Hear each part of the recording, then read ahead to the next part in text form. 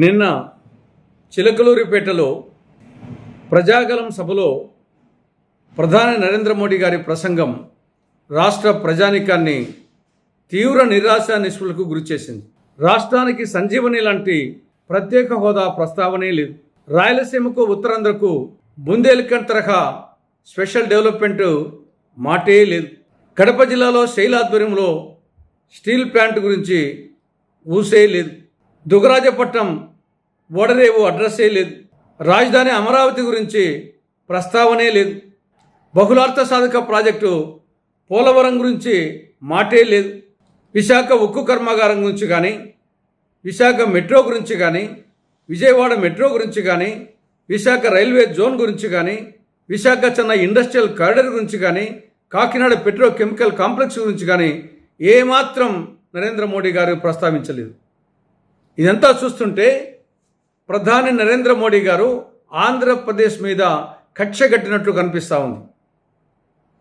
కాబట్టి ఒక్క మాటలో చెప్పాలంటే ప్రధాని నరేంద్ర మోడీ ఏపీకి మళ్ళీ టోపీ పెట్టాడు. ఇక టీడీపీ అధ్యక్షులు చంద్రబాబు నాయుడు గారు, జనసేన అధ్యక్షులు పవన్ కళ్యాణ్ గారు వాళ్ళ ప్రవర్తన చూస్తే ఆంధ్రునిగా సిగ్గుపడాల్సి వస్తూ ఉంది. బీజేపీకి ఈ రాష్ట్రంలో ఒక ఎమ్మెల్యే లేడు, ఒక ఎంపీ లేడు.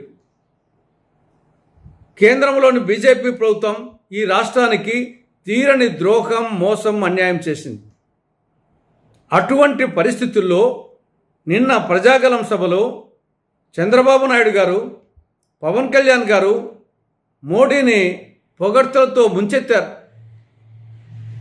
ఒకరికంటే ఒకరు మించి పొగిడారు. చంద్రబాబు నాయుడు చెక్కభజన్ నాయుడుగా, పవన్ కళ్యాణ్ భజన్ కళ్యాణ్గా మారిపోయారు. మోడీ గారి భజనలో ఇద్దరు తరించిపోయారు, తాదాత్మ్యం చెందారు. మోడీ అంటే సంక్షేమం అట, మోడీ అంటే అభివృద్ధి అట, మోడీ అంటే ఆత్మగౌరవం అట.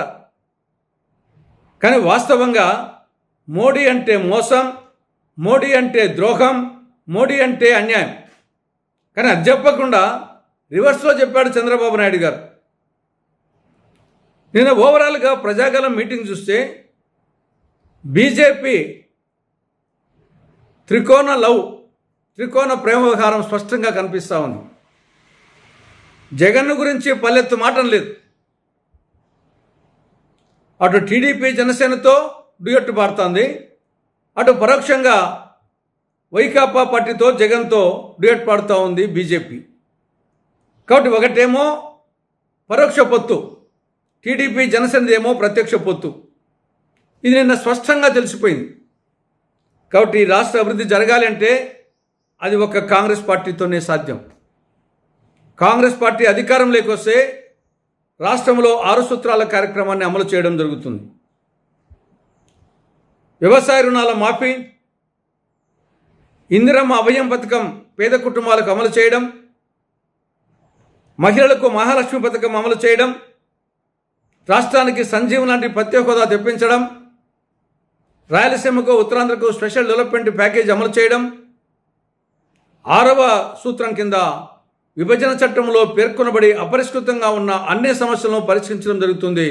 ఒక్కసారి ఆలోచించవలసిందిగా రాష్ట్ర ప్రజానీకానికి ఆంధ్రప్రదేశ్ కాంగ్రెస్ కమిటీ విజ్ఞప్తి చేస్తూ ఉంది.